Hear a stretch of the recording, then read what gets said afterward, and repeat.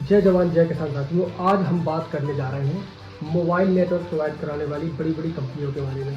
तो शुरुआत होती है दोस्तों बीएसएनएल से। भारत संचार निगम लिमिटेड, जो कि भारत सरकार का ही एक उपक्रम है, जिसने सन 2004 से 2014 तक संपूर्ण भारत के हर जिले हर प्रदेश में लगभग 70,000 मोबाइल टावर लगाए और लाखों लोगों तक नेटवर्क को पहुंचाया और उन इलाकों में, दुर्गम इलाकों में, ग्रामीण इलाकों तक में भी पहुंचाया।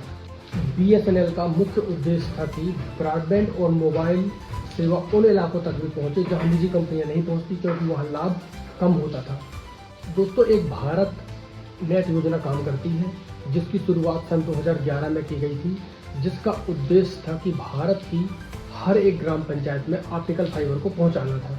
जियो ने सन 2016 में फ्री में इंटरनेट और कॉलिंग देकर लोगों को अपनी ओर आकर्षित किया, मानो एक क्रांति की शुरुआत हुई हो।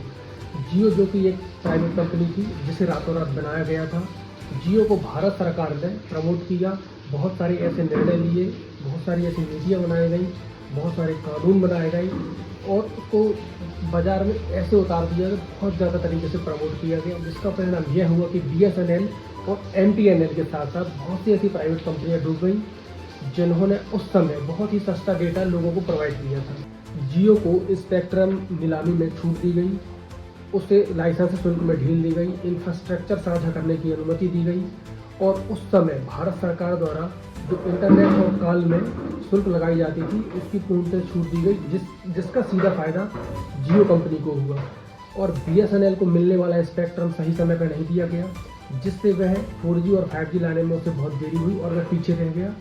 और हमारी भारत संचार निगम लिमिटेड, भारत सरकार का उपक्रम एमटीएनएल, बीएसएनएल पीछे रह गए।